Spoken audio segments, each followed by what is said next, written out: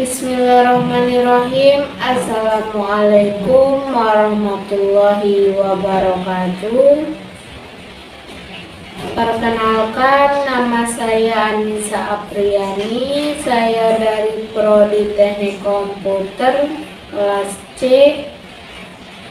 Di sini saya akan mempresentasikan hasil proyek saya yang berjudul pengelompokan data berdasarkan kategori. Data sering disebut sebagai emas di era digital. Namun, seperti emas yang perlu diolah, data juga memerlukan pengelolaan yang baik agar bernilai. Hari ini saya akan berbagi bagaimana kami mengelompokkan data sederhana buah dan sayur dengan cara yang inovatif dan aplikatif.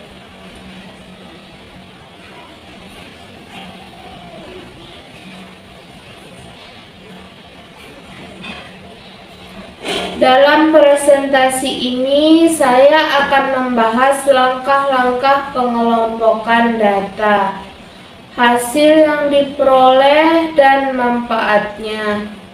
Saya juga akan menunjukkan bagaimana hasil ini diterapkan dalam kehidupan sehari-hari seperti manajemen stok atau bahkan pengembangan aplikasi berbasis data. Transisi ke materi utama. Tanpa berlama-lama, mari kita mulai dengan memahami mengapa pengelompokan data ini penting dan bagaimana saya melakukannya. Silakan disimak baik-baik. Pengelompokan data berdasarkan kategori buah dan sayur. Proyek ini bertujuan untuk memberikan solusi dalam memproses dan mengelompokkan data secara otomatis dan efisien. Dalam dunia yang semakin didorong oleh data, mengelompokkan informasi seperti daftar buah dan sayur seringkali menjadi tantangan, terutama jika dilakukan secara manual. Hal ini tidak hanya memakan waktu, tetapi juga rawan kesalahan. Oleh karena itu, kami mengembangkan sebuah program untuk mengelompokkan data secara otomatis berdasarkan kategori.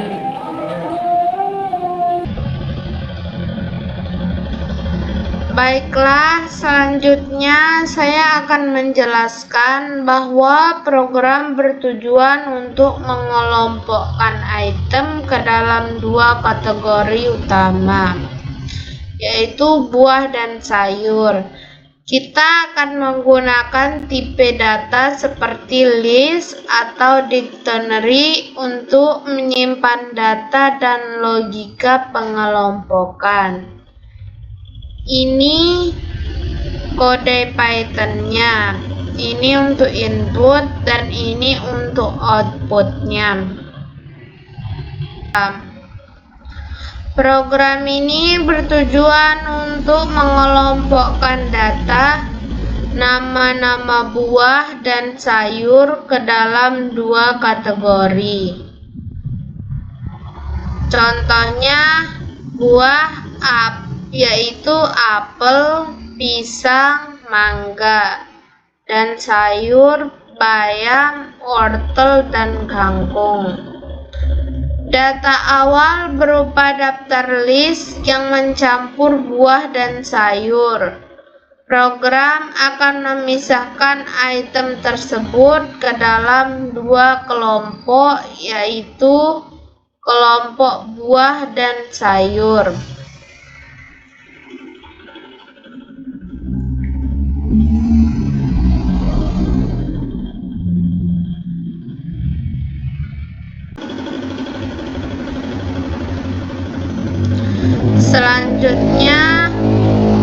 Kategori pengelompokan.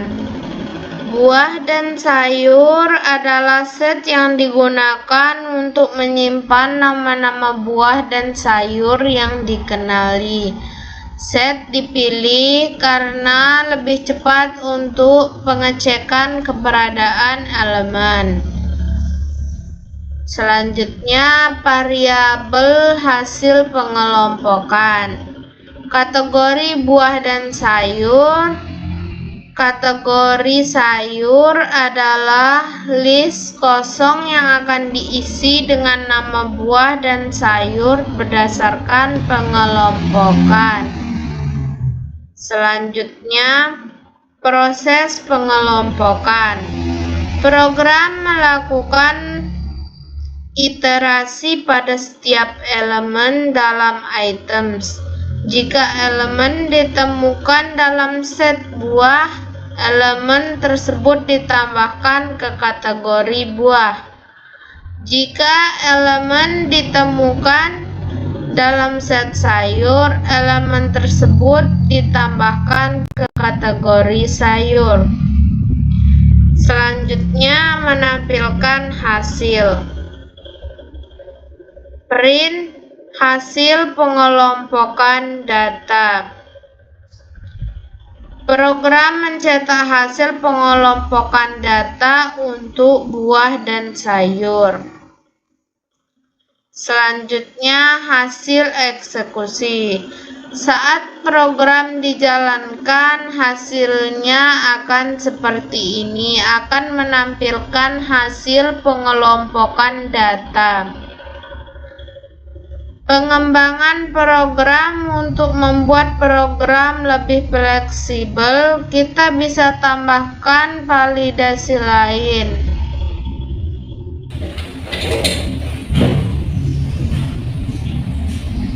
Program proyek pengelompokan data berdasarkan kategori untuk buah dan sayur bertujuan untuk mengelompokkan data ke dalam dua kategori utama, buah dan sayur. Program ini dapat digunakan untuk memproses data berupa nama-nama barang dan secara otomatis menemukan kategori mana yang sesuai. Definisi masalahnya, kategori utama adalah buah dan sayur. Contoh datanya buah, apel, pisang, mangga. Sayur, bayam, wortel, dan kangkung. Pengumpulan data yang dikumpulkan berupa nama-nama buah dan sayur yang umum dikenal. Data bisa berasal dari sumber manual, dimasukkan oleh pengguna, atau dari dataset eksternal. Desain programnya: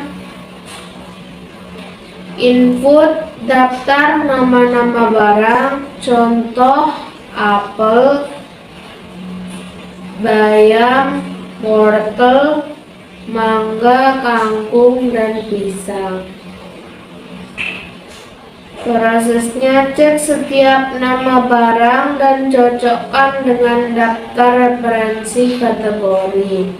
Jika ditemukan di daftar buah, kelompokkan ke kategori buah. Jika ditemukan di kategori sayur, kelompokkan ke kategori sayur.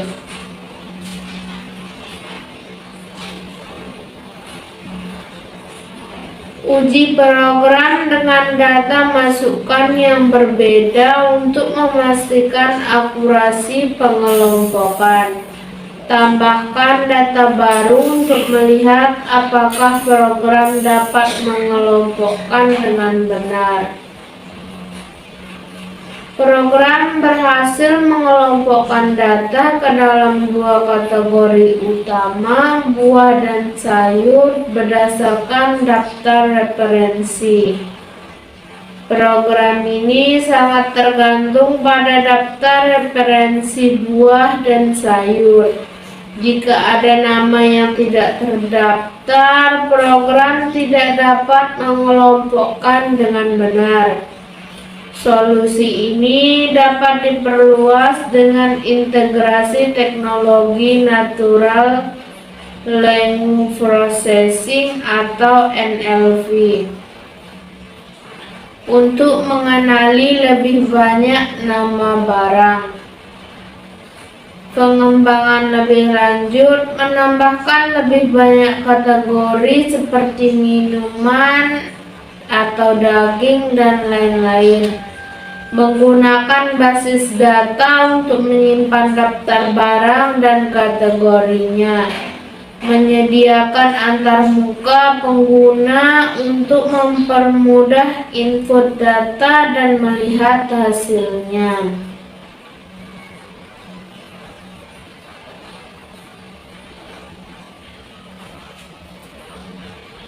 Selanjutnya, tujuan pengelompokan data berdasarkan kategori adalah untuk mengorganisasi data menjadi kelompok-kelompok yang memiliki karakteristik atau atribut serupa secara spesifik. Sebagai bagian dari pembelajaran saya dalam mata kuliah pemrograman, saya menyadari bahwa pengelompokan data merupakan salah satu metode penting dalam analisis data modern. Proyek ini dirancang untuk mengeksplorasi cara mengelompokkan data secara efektif berdasarkan kategori tertentu, sehingga dapat memberikan wawasan yang lebih baik dalam mengambil keputusan. Proyek ini saya anggap relevan di era digital saat ini, di mana data menjadi salah satu aset terpenting bagi berbagai sektor, mulai dari bisnis, pendidikan, hingga kesehatan. Pengelompokan data membantu mengidentifikasi pola, memahami tren, dan menyederhanakan kompleksitas, yang pada akhirnya mendukung efisiensi dan akurasi analisis. Tujuan dan manfaat proyeknya yaitu: 1. Mengembangkan sistem pengelompokan data yang efisien berdasarkan kategori. 2. Memberikan visualisasi data yang mudah dipahami oleh pengguna. 3. Memvalidasi hasil mengelompokkan dengan metrik evaluasi tertentu.